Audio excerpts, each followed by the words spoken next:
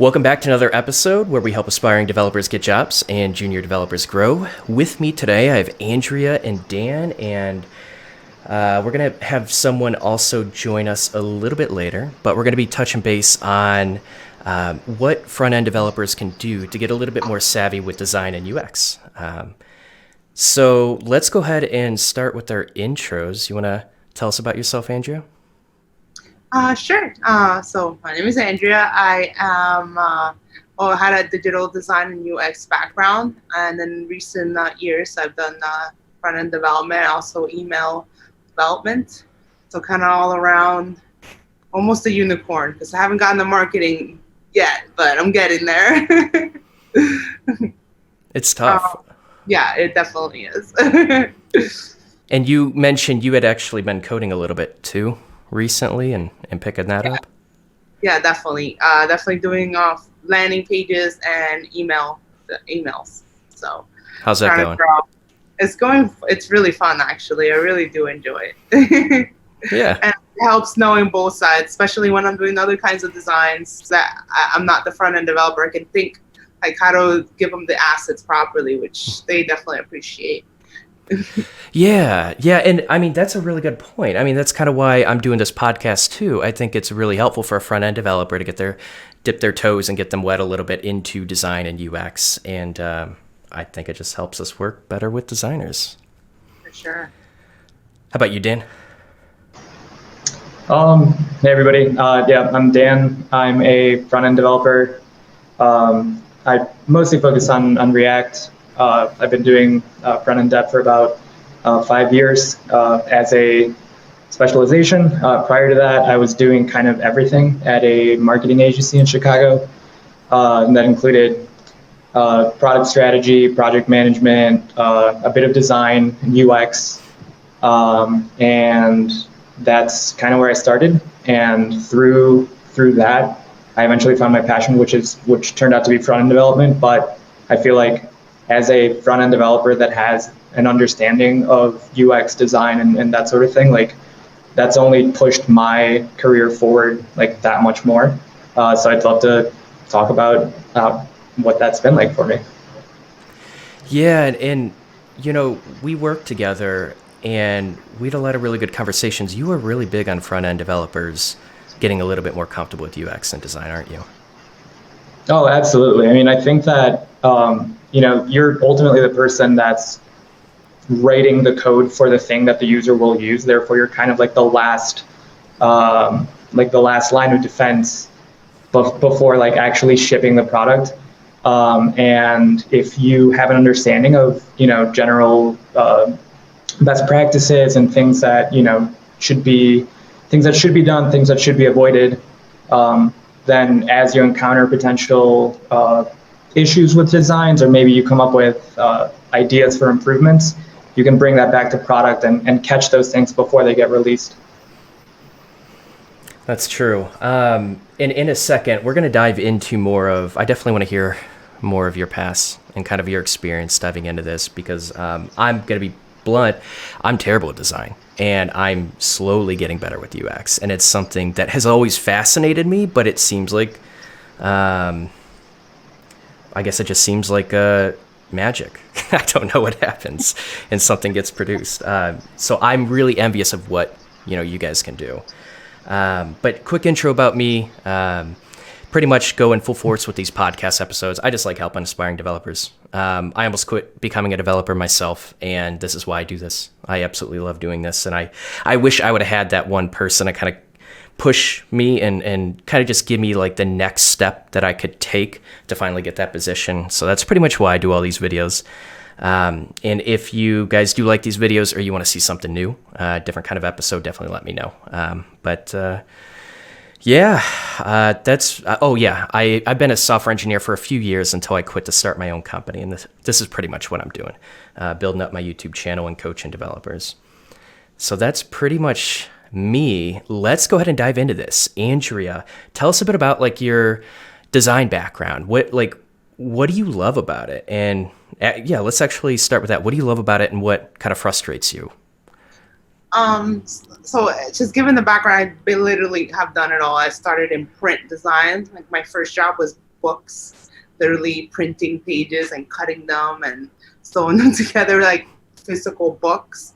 And then from then on, I got a job at Microsoft doing UI design, which was like a big jump. But I learned so much about working with developers, and like I just like flipped the whole world again, you know. And since then, I kind of been doing digital work.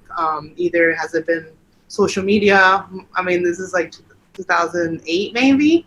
So social media was like very new. Like I remember like making a Twitter background. I used to make tons of those. I used to do like $5 before Fiverr. I just like charged people $5 for those Twitter backgrounds. Like that is so old. That's how I started growing. What I really found like I do enjoy the most though, from UX design, I really love psychology and how people think, and trying to get that part of it down. I found like UX really gave me that over UI, because like of course when you work at a big company, you only kind of do one little piece of it. So I only did UI for so long, and once I started moving, I lived in Chile for a year, worked at a video game developer, very small. So then I did everything again. Like I did marketing stuff, social media, ads, PPC stuff, Facebook, and it expanded so much. I really like that, but then at the same time, sometimes I do want to focus and get better at something. So like I think like as a designer, and I think maybe a little bit as a developer, you are kind of asked to span in so many different things that you can like focus. And so that's like the thing I like about design, that I could just do digital print and Facebook and marketing, but at the same time, it's good to focus on one thing. So for me, like UX is definitely the thing that lets me be technical and lets me be creative. I think that makes a lot of sense. I'm actually going to ask both of you, what got you into design? Like, what like really got you interested in it over pretty much everything else that you could have done?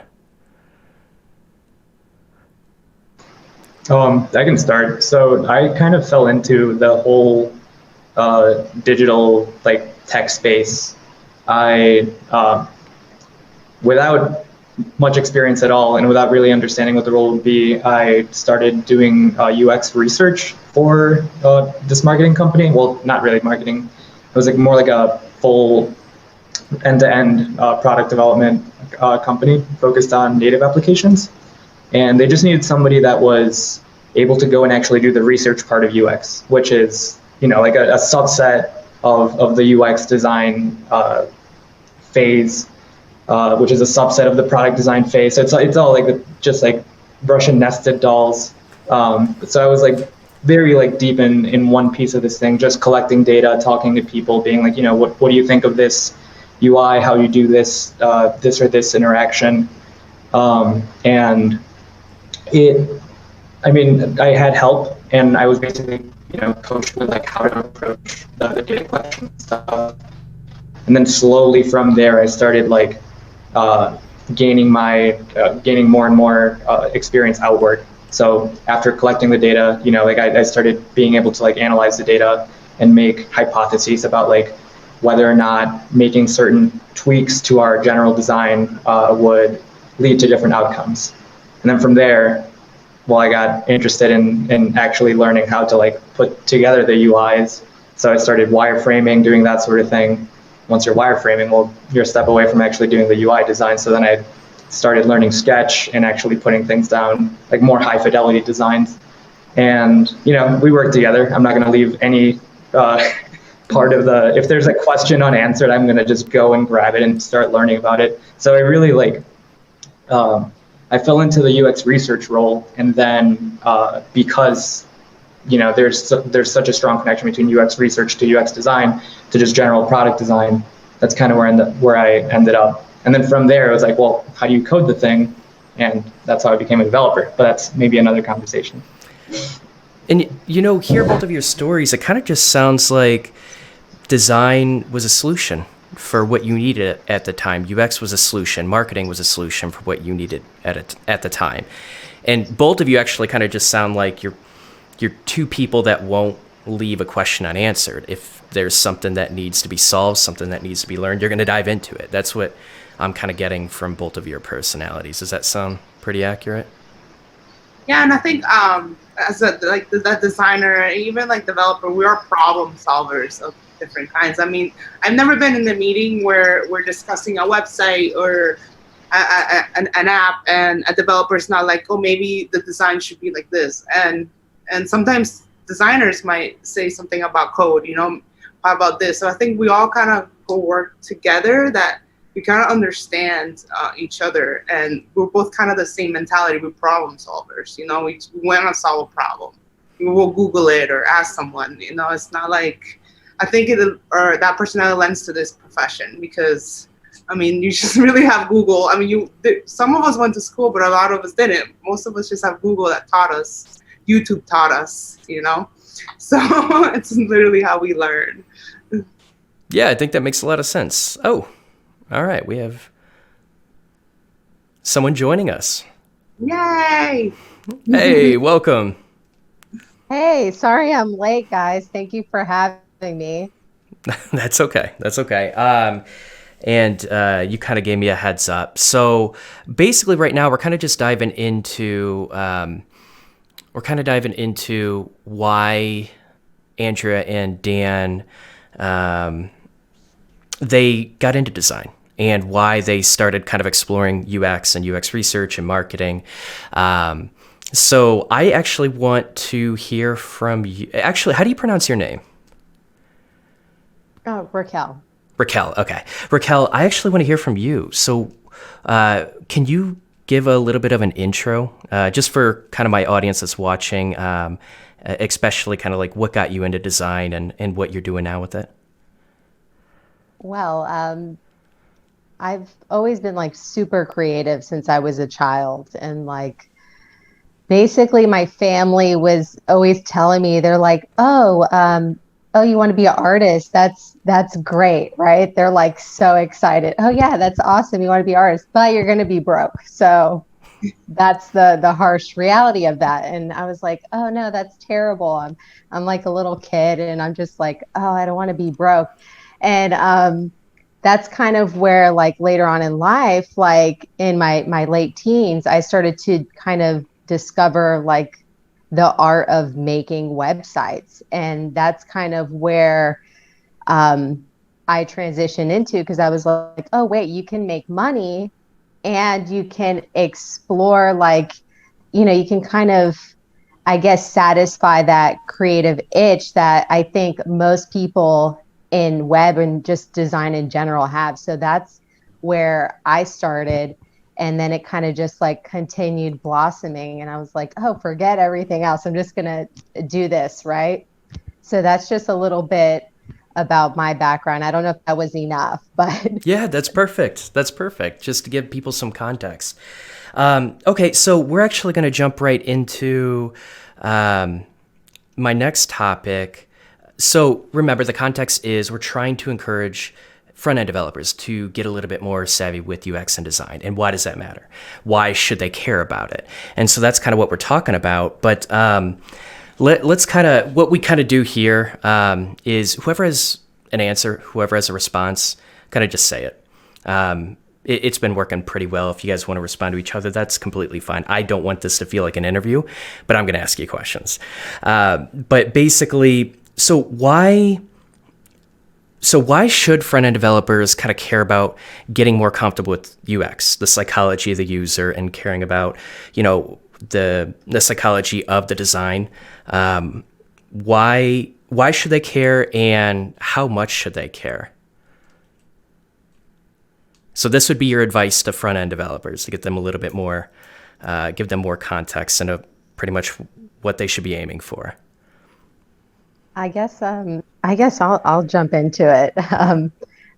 I think it's about just, at the end of the day, it's like you're servicing your client, right? And I think it's really important that you're aware of their goals. And I think part of that is just the overall design process. And I think that encourages sales, especially if you're designing for, psychological impact, or you're designing for conversion, right? So when you're keeping these things in mind as you're building things out, I think that, I guess what I'm trying to say is I think it's like really critical, because your client is going to see that difference, right? I'm sure, like, some clients have like used multiple developers, so they kind of like know how this goes. And I think that's really a way to put yourself ahead, is by also keeping in mind their financial goals. How can I help this person make more money? How can I help them grow their business? And I think a lot of people think like, oh, this is my job, right? My job is to, make things look pretty, right? Like that. That's me. Make it look pretty. But how can I make it look nice? But how can I also make it so that my client sees their return on investment? Because at the end of the day, it's like, they're investing in you, and what comes out of you is like that determines where they set you in terms of value. Like, how valuable of an asset is this person to my company?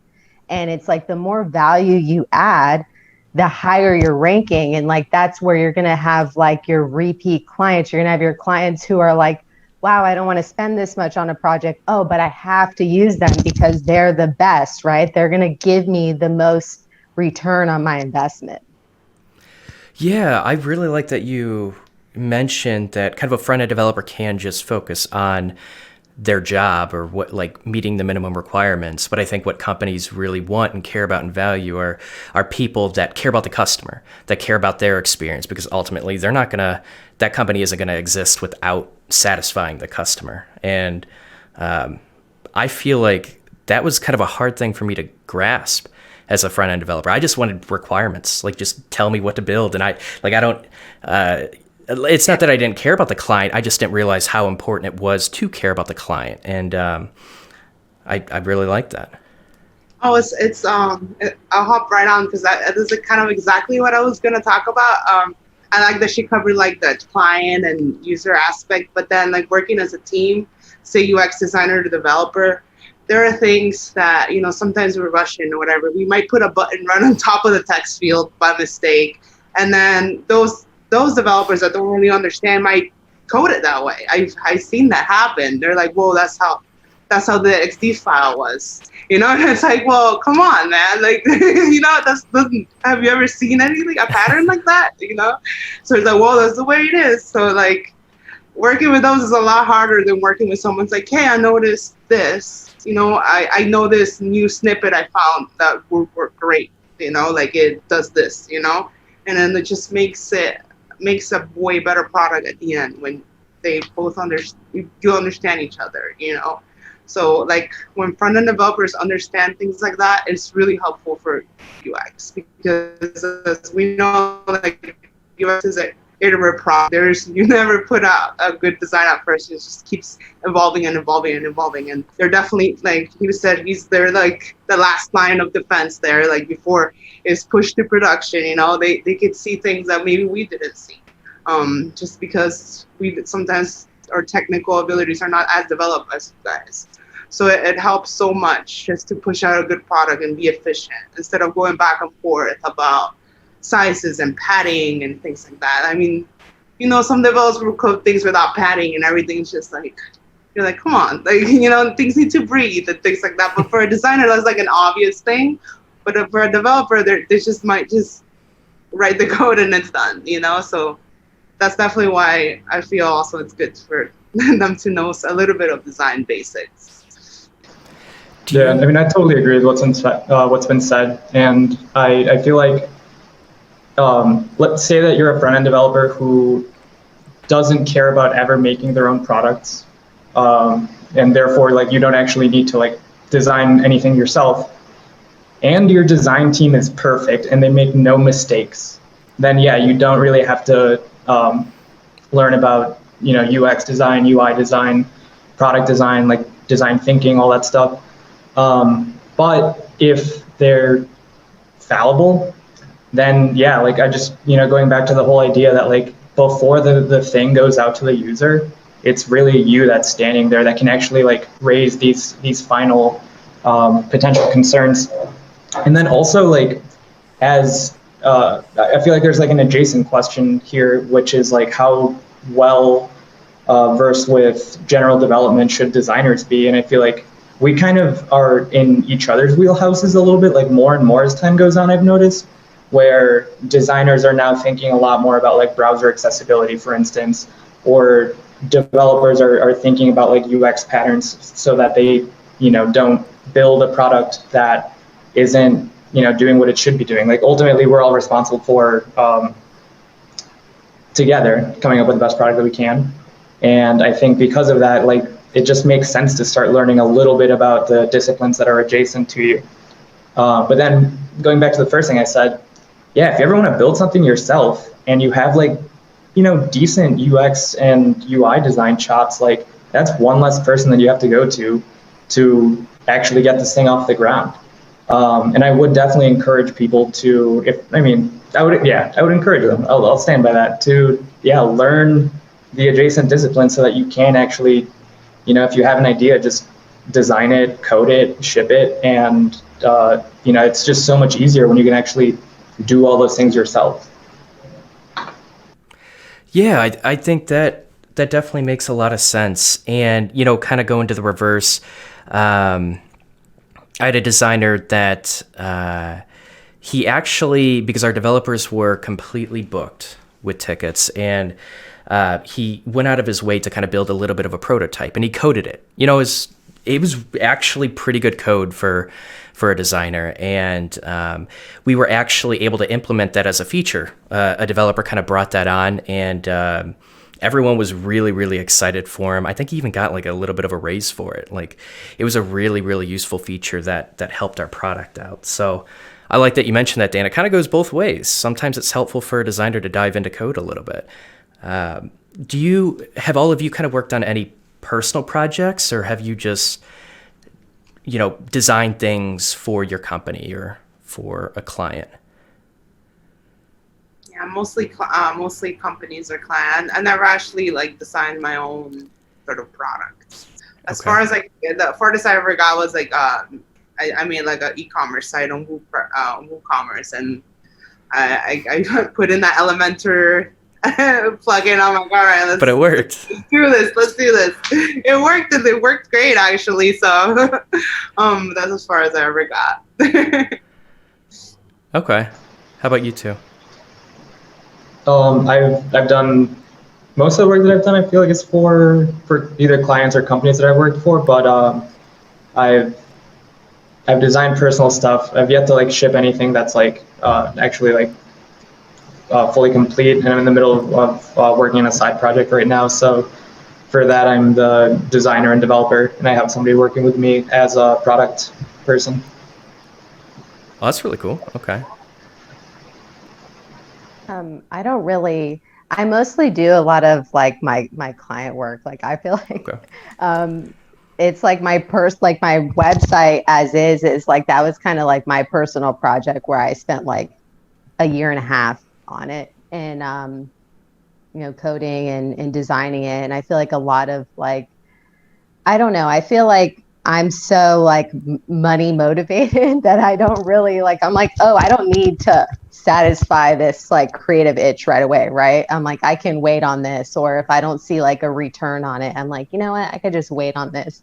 Because right now it's like, it's like, what's number one? Like the bread, right? It's like we gotta stay like the bread's like really important. So it's that's kind of where I'm at, where I'm just like, I want to, right? But I need to make sure like I'm at a place like in life where it's like, if I really, really want to invest time and money into a project of mine that I feel really passionate about, that I can do that. And I can say, hey, you know what? I'm going to take like 6 months off, and I'm just going to focus on this and just like really do my thing.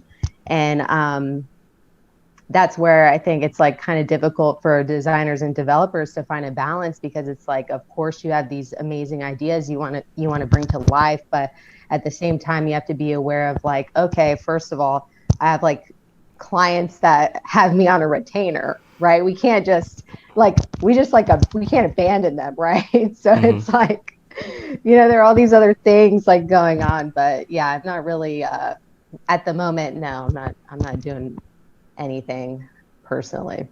Okay. I think that makes a lot of sense. And I mean, you bring up a good point. At the end of the day, especially during COVID, we have to pay the bills. That's the most important thing. We need to be able to eat, have shelter. And maybe that's the way to look at it too for some developers. Because Dan, you kind of started hinting towards this. You know, if you're building a personal project, what if it is successful? What if you are taking it seriously? You build a user base behind it. You build a pricing model behind it. I can tell you that I have ditched so many products because I'm so bad at design. And I just like, I can't make it look good. And I struggle with that. I really do. And a lot of really useful solutions kind of went to the graveyard. And I wish they wouldn't have. And for me, that's kind of what fascinated me to kind of learning more about it. And at least like at the very least UX and kind of the user psychology of whoever's interacting with your app. That's why I'm so fascinated about it, because I like building a solution that people will actually use. So maybe that's one way to look at it is for any developers that haven't like dove into that territory, you can build an app that's successful. And it needs to look decent. It needs to feel decent. And sometimes it helps to know just common patterns across many UIs that are consistent with the product that you're pushing out. And so that kind of, let's dive into that a little bit.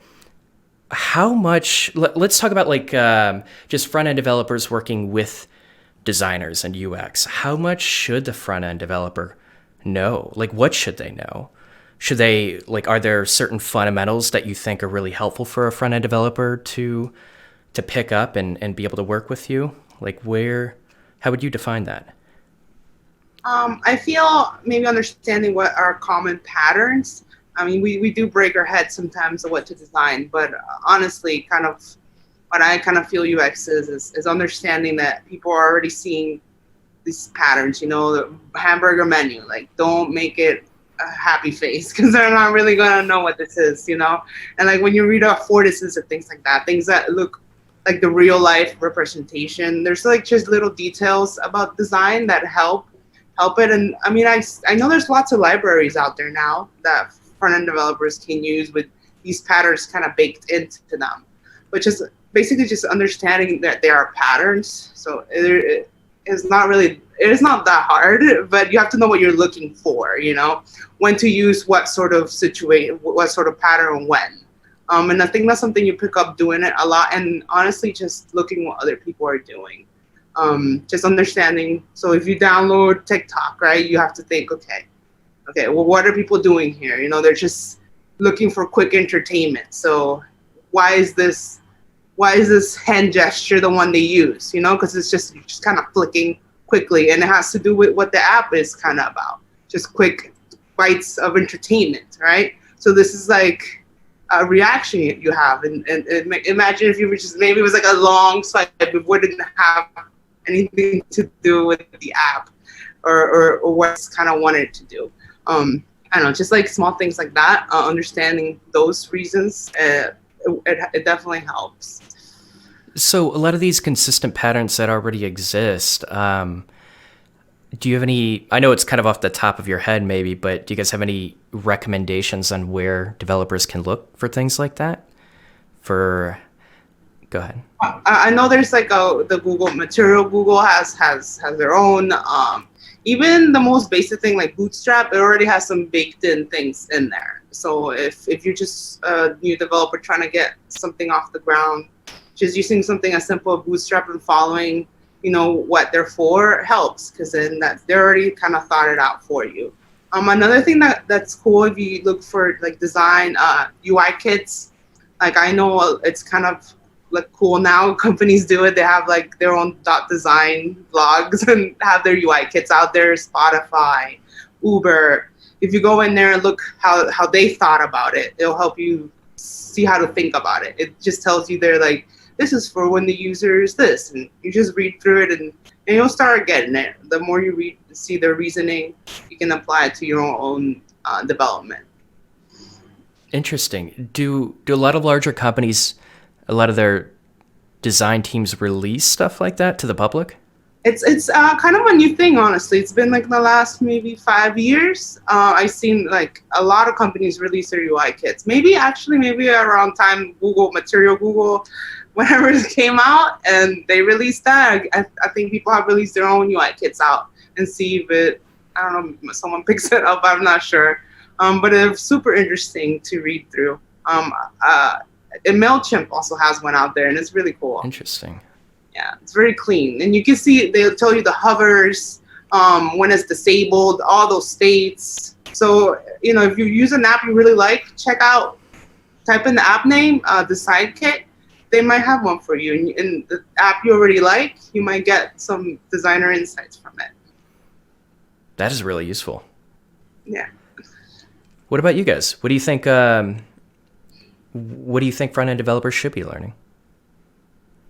I think I don't know. I think for me, it's like I think one place to not look is like, don't look at like creative websites, because I feel like designers, it's like sometimes we're like, oh, we're going to be like super extra with it. And then it's like, let's put the menu in the middle of the page. Like, just like these things that like don't make sense, right? Or even like really developed websites. Like, you can look at like a developer's website and you could just know like, oh my God, this is heavily animated. Like a developer, like a really good developer made this.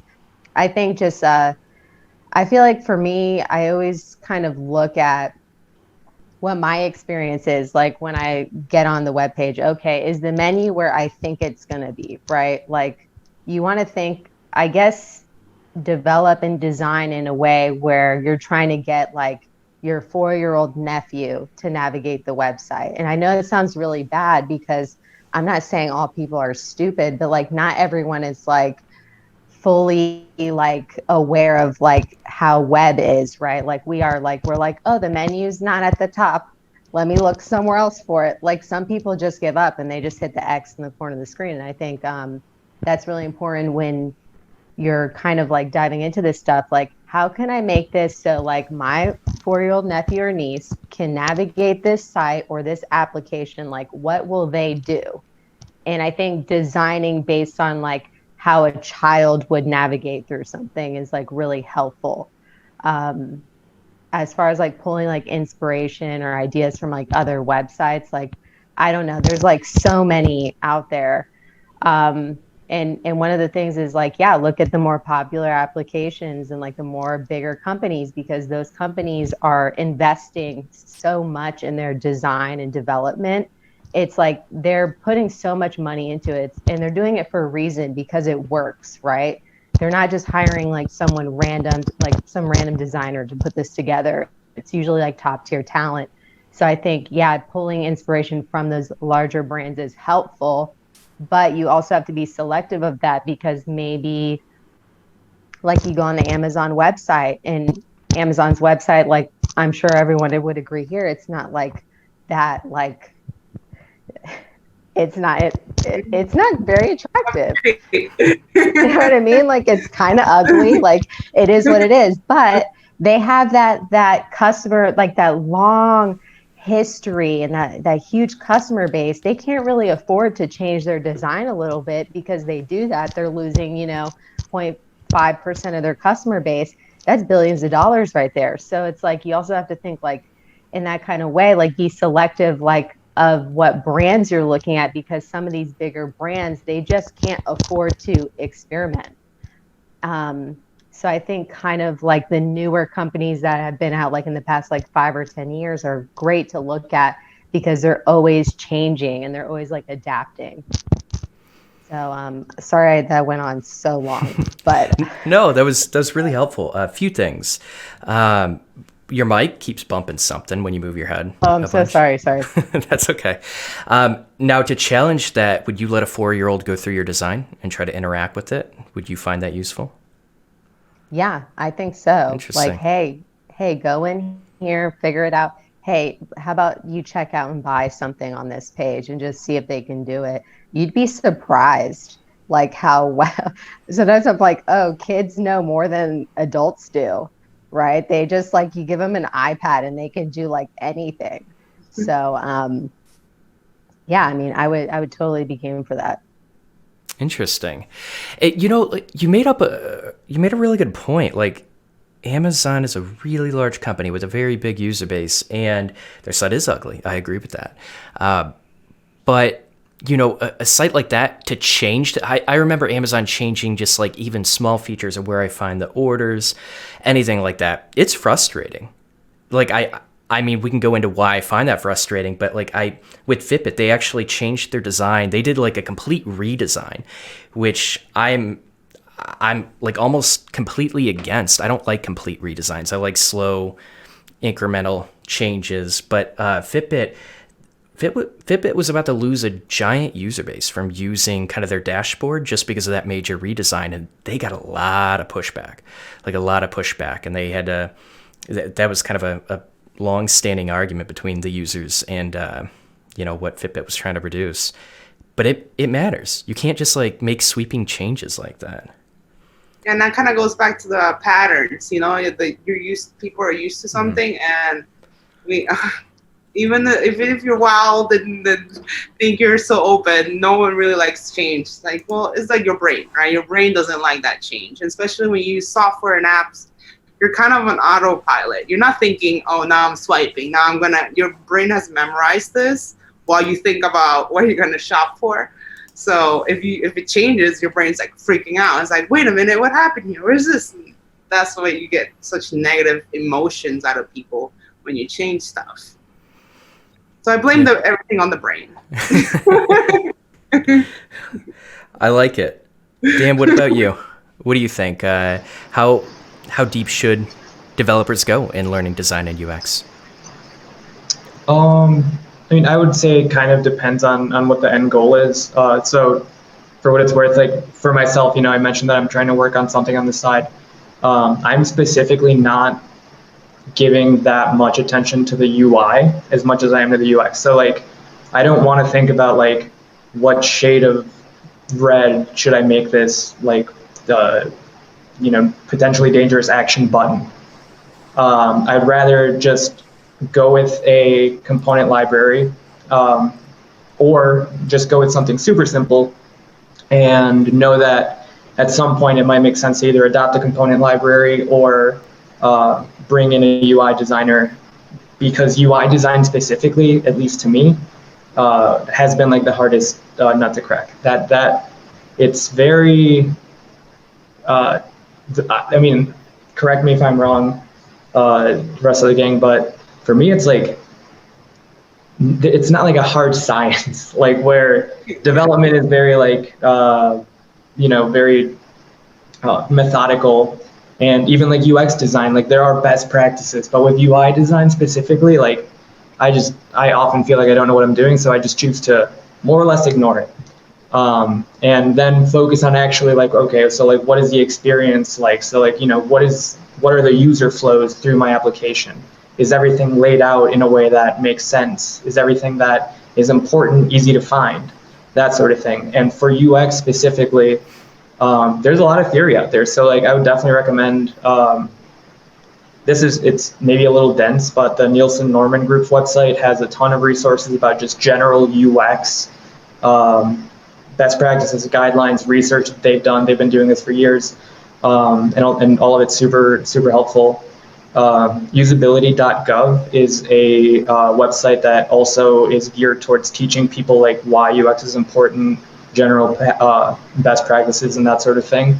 And I mean, I'll echo what Andrea said. I feel like once you understand like why it's important, which it's important because ultimately you're trying to meet some business objectives, and the way that you're going to do that is through this digital product. Well, UX is going to be like the bridge between like the objectives and making sure that your users or customers are actually able to do what they need to do for your business to meet those objectives.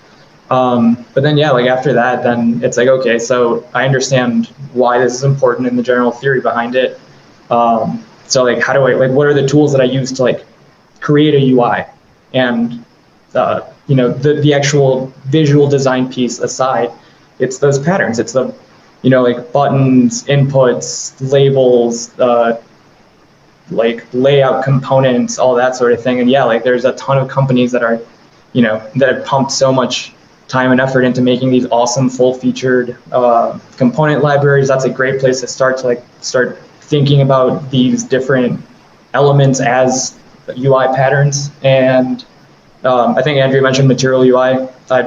Great starting point. I would also plug Ant Design. I feel like Ant Design's like also very full featured, and the way that they've laid things out makes a lot of sense.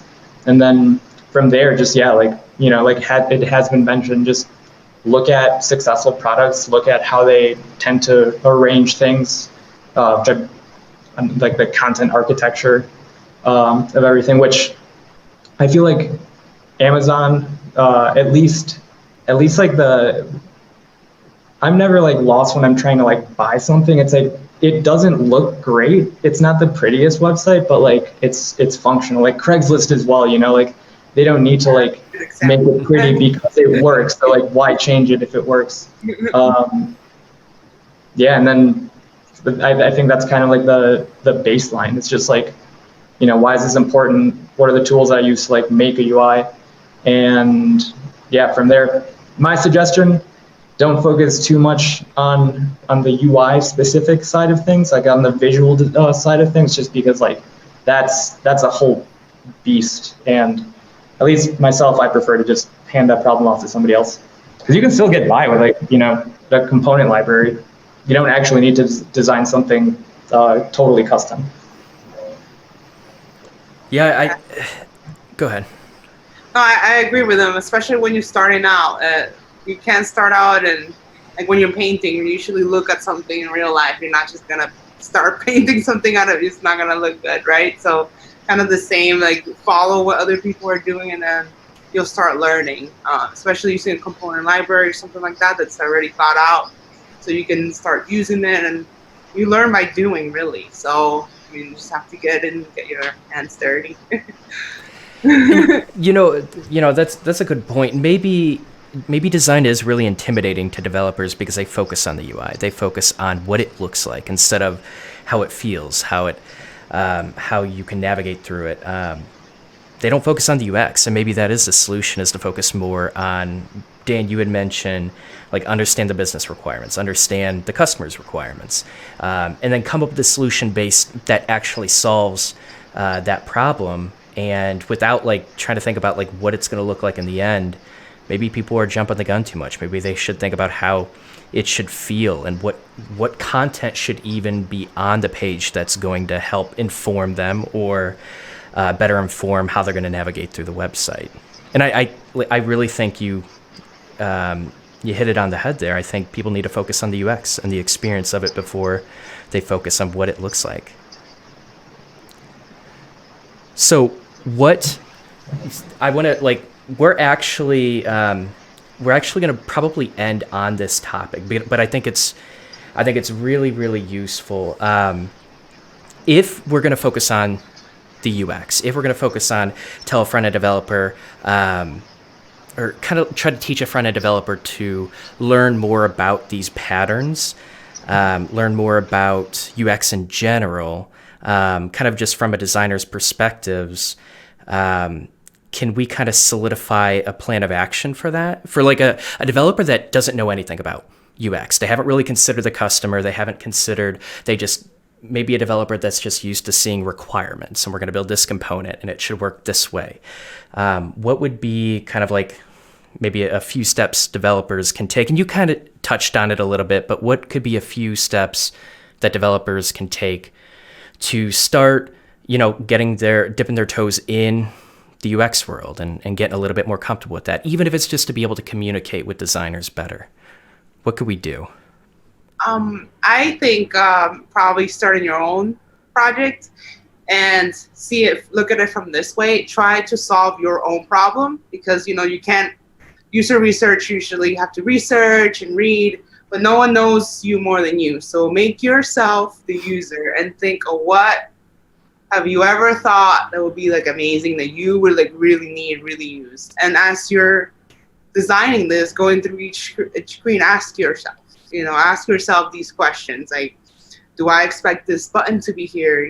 Do I want to put my credit card before I even know what the product I'm going to buy is? And it's like e-commerce, like ask yourself these questions, and then you'll better be able to understand it, especially because you have yourself to answer for them. And like, if you look at history of the greatest products, they were all kind of created by the person that had the problem. You know, they made the product for them, so they didn't have to waste money on user research and all these things, which are obviously work, but it's definitely a great shortcut to have you, because usually, you know, they say like you're not your user, you know, but sometimes you are, and so take that opportunity to practice and do that practice first, and then the second step, obviously, get a component library, look at a UI kit, and start kind of building off that. I think that's really good advice. And I listen to people from Y Combinator a lot talking about how to create startups and how to launch products. I love their videos. And one thing they mentioned, a lot of times they won't even give seed money if they don't really, like if the people don't know who their users are. Because a lot of people, I like your recommendation, like try to solve your own problem, be your own user, because then you're going to like be able to, it's going to be easier for you to dive into, well, what do I think should go here? How should this work? How should this feel? Maybe that is a strategy, but if you have a front-end developer that is building a product and they don't really know the users, sometimes I kind of see different, kind of just like different workflows to get into the mind of a user and try to empathize with the user. Sometimes I just, you know, like see recommendations of creating user stories, and they'll give recommendations about how to like dive into that. Do you have any advice for people that don't really understand the user yet? I think for my job, I work at Hello Mobile, and it's a mobile service. So what do I do?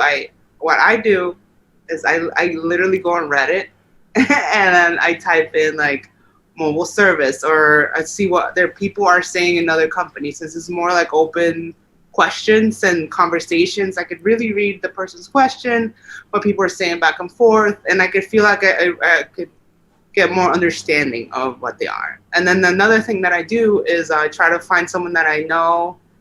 For example, this mobile service is cheaper, right? So then I find someone that's like on a budget, and I ask them to look at the website and help me out, you know, just friends or my mom sometimes even.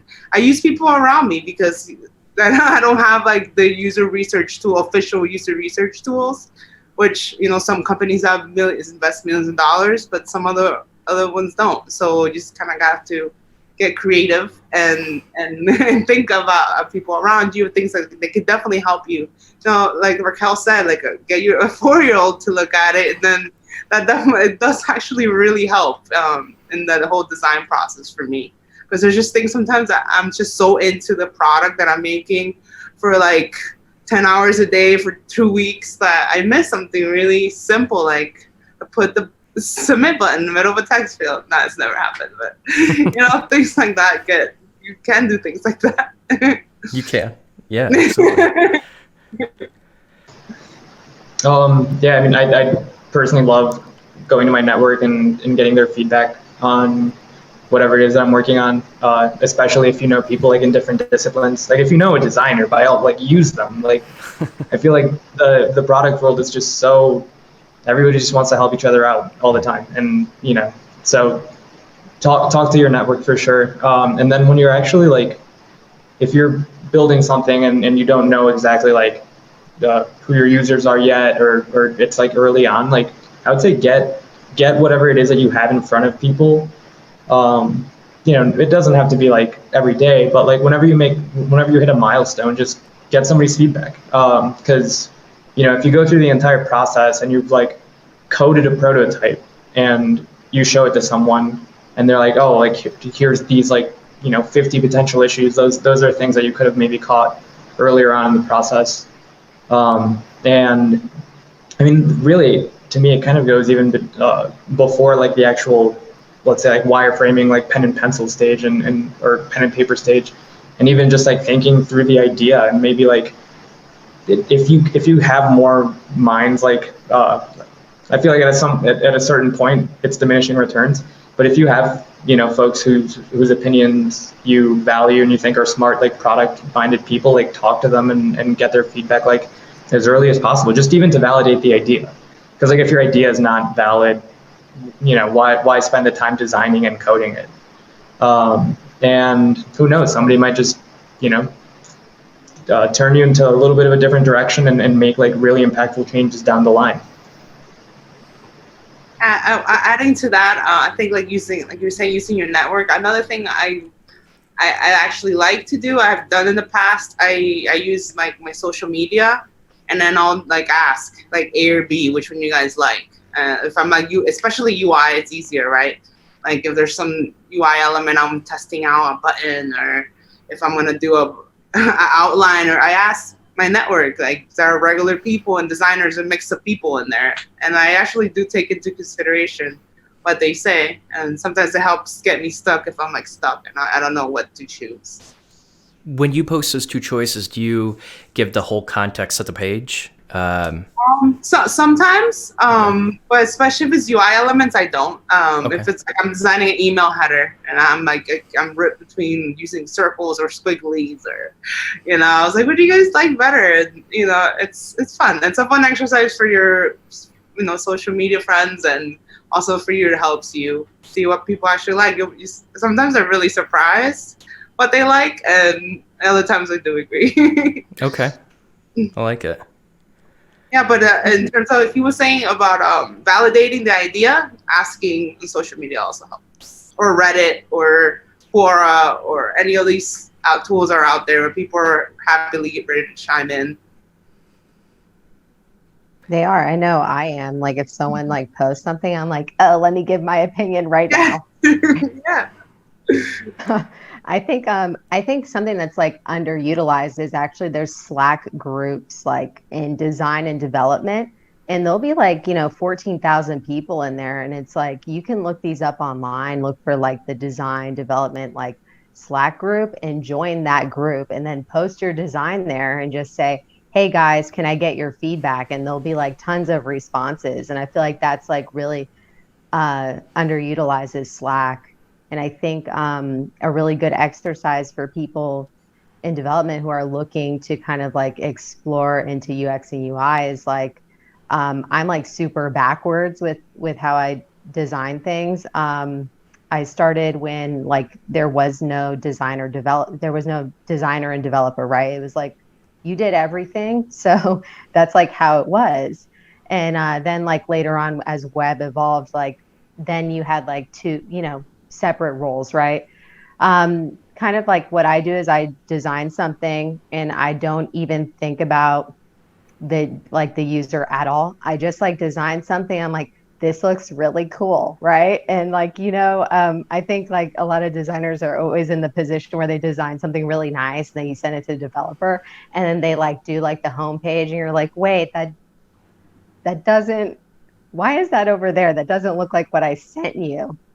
And I think like that's a really good like kind of learning tool, is like just make something, even if it's ugly, just like try it out. Like just make one, go take your PSD, and you're like, okay, this is my design. Now what's next? Okay, I need a menu. Okay, what's next? I need a button here. Okay, I need a call to action. Just like kind of experiment from there. And I feel like doing that also helps with like creativity. Like just like make something. I don't know. I mean, that's probably really bad advice, but that's great advice. You I do. No, I think that's great advice too. I mean, I think a lot of people do get hung up on the process when they don't fully understand the process, and sometimes it makes sense just to dive into it. And that, that's kind of what I highly recommend for people trying to build a project. Like people trying to become developers, they don't really know what to build. And we kind of just like, or they don't really know how to build it, but we kind of come up with, well, what do they want to build? What problem are they solving? And kind of just like start from there. And they're probably not going to be able to build 90% of it, but that can influence the direction of their learning for like the next 3 weeks or so. And I'd like the idea of just diving headfirst into it when you really don't know. But yeah, I kind of want to host this episode with a focus on like, how do you get better with UX? How do you get better with design? But really I have to think about like how much front end developers like really should care about this and what they should care about. And instead of, you guys gave a lot of really good tips about, just looking at different patterns and kind of understanding the user. But it sounds like a big focus was like really like understand your customer, get the requirements down, just get more involved with that process and kind of just away from like reading tickets and requirements and just kind of being a code monkey that just codes something out. Like, and I think, and I've noticed this from my managers as well, I know they really appreciate when I care more about the customer. And I found that I do a better job at being a developer when I do care about the customer and I get involved with the business requirements. So that's why, I mean, I'm just fascinated by it in general, but for people that aren't, I think it's going to make your job easier. And I think, especially like if you're working on a product, I mean, this is going to go if you're working with clients, but I don't know, I find coding a lot more fulfilling when I know who I'm building it for and I know how it's impacting them. But yeah, I'm pretty sure I got everything that I wanted from this episode. I really hope developers do start caring about UX, the customer, a bit more, because I think they're going to be much better front-end developers for it. Do you guys have anything extra to add? Otherwise, we're just going to go straight to our outros. I'll just have a really... Go ahead. No, it's all you. Just one simple tip. Easy, if you don't know where to start, there's a book called Don't Make Me Think, and that is like a staple in our industry. So if you've never read it, that's like where to start. So just start there and go down that rabbit hole. I used to read that actually at Albert, Dan. I was reading that book then, and I would take it in my backpack, and it's completely torn up. I didn't protect it at all. It's like, I wish I would have protected it more, but it's a really small book too. It's not a big read. And this has volumes. I think it's on 2 or 3. I don't know. But they update. So definitely one to check out. Definitely.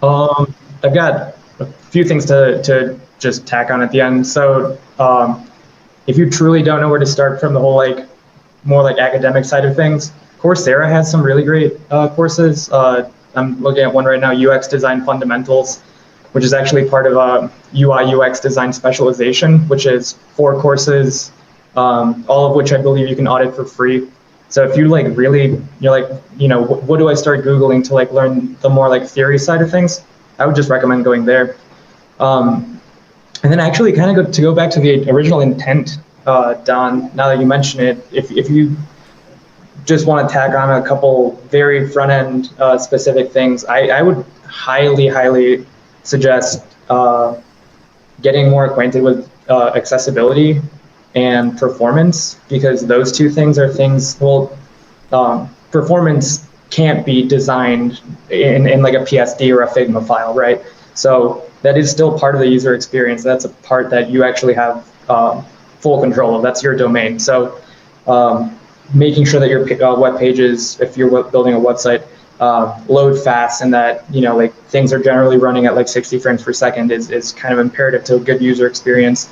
Also, I mean, going back to the whole like business objectives, I know that there's research that has been done that says like, if you have a slow website, you will like have less conversions and people will spend less money on your website. So it's I mean, critically important for a number of reasons. And then the accessibility side of things is something that's like much more, it's kind of in between design and front-end development, I feel like where some things can actually be seen. So for instance, like having proper contrast between text and the background that it's on. But then there's things that can't be seen, like images having the proper alt text, for instance. And this is a world where you really, in order to build products that are actually inclusive and able to be used by everyone, because we don't all have all of our 5 senses, and we should be striving to build products that really can be used by as many people as possible. That's something that as a front-end developer, I feel like you should more or less own, especially once you go into the more like senior roles. It's, to me, almost a hard requirement at this point. And it's something that a lot of folks are starting to take seriously now. But I feel in my opinion, like traditionally, it was kind of a a nice to have. And I feel like as front end developers, we should probably take that mindset of it's a nice to have and actually make it a hard requirement. So yeah, that's what I wanted to say. I like that you brought up accessibility. I'll tack one more thing on. There is actually a Coursera course that you can audit about accessibility called, I'm not going to find it, but if you just search accessibility in Coursera, you'll find one. And again, they have free to audit, so why not? And then there's tons and tons and tons of good information, best practices, articles that are coming out now that are very specifically about accessibility in the front end. There's tooling, and this can be a whole topic in and of itself. I like it. Thanks, Dan. I appreciate that. When you say free to audit, what do you mean by that, though? So Coursera, you can pay for a lot of the courses, and they'll give you a certificate. Auditing them just lets you go through the content, but not get the certificate. So you still learn, you just don't have the thing that says you did it. And that's free for all courses? I don't know if it's free for all of them, but I know that it's free for at least UX design fundamentals and the accessibility course that's on there. That's very cool. I didn't know that. Okay. Awesome. All right. Well, that's pretty much it. Seriously, thank you so much for coming on. All of you gave really, really good advice, and you are in realms that you have knowledge that I do not, so I appreciate learning from you. I'm definitely a hardcore developer, and I'm trying to get more comfortable with design and UX, so thank you for that. Let's do our outros. Andrea, if people wanted to reach out to you, or if you have anything to advertise and that goes to the rest of you, this is the time to do it. I guess you can find me on Instagram at AndyCMade. I do a lot of also arts and crafts things, try to make home decor products. So I'm using print on demand. So I'm kind of getting into that realm. So you could probably, if you're interested in checking that out, you can see it there at AndyCMade on Insta. Right. Very cool. Thank you. And for me, you can actually just see all of my podcast episodes at DonTheDeveloper.tv. I just went with the podcast host. I'm not a huge fan of the design, so please don't judge me for that. But any episodes, we go through a lot of coding boot camps. I try to challenge the programs, because if people are going to be investing that much money into it, I want to know if it's really worth it. And I don't want people to go to it. Or no, I shouldn't say that. I want people to make an educated choice and choose a boot camp that they do prefer, rather than them being sold on it because a person is a good salesman, quite frankly. So I do a lot of reviews like that. But yeah, just look at DonTheDeveloper.tv to see the rest of the episodes. And thank you so much for all the feedback. I've been getting it every single day now, which is really, really cool to see and respond to all of you. So thank you for that. How about you, Dan? Yeah, if you want to find me, I'm on Twitter at Dan_Cortez. That's CORTS with an S, and then one final underscore. Or you can check out my website at dancortez.dev. And yeah, like I said, I am working on a side project, and I will be announcing it in both of those domains when it's ready. Very cool. Very cool. And your blog's on one of those, right? Yeah, I really need to start blogging again, but there's some good stuff on there. Yeah, if you're a front-end dev, check out my blog. It's I think I've written some interesting things, maybe. You have? You should definitely check it out. How about you, Raquel? Oh, yeah. My website is www.y2k.ai. You can find me on LinkedIn, Raquel Marie. I don't know my, maybe you can link it. I don't know. Yeah, I can. I don't know my handle, but yeah, that's it. Okay, very cool. Yeah, and if you guys don't mind, I'm actually going to link all of your LinkedIns on the chapter notes. That's usually what I do. But seriously, thank you so much, Andrea, Dan, Raquel. It's nice meeting you. Thanks for coming on and sharing your experience and your advice. Thank you for having us. Definitely. Yeah, thanks, Now we just see everything we For sure. believe. We just see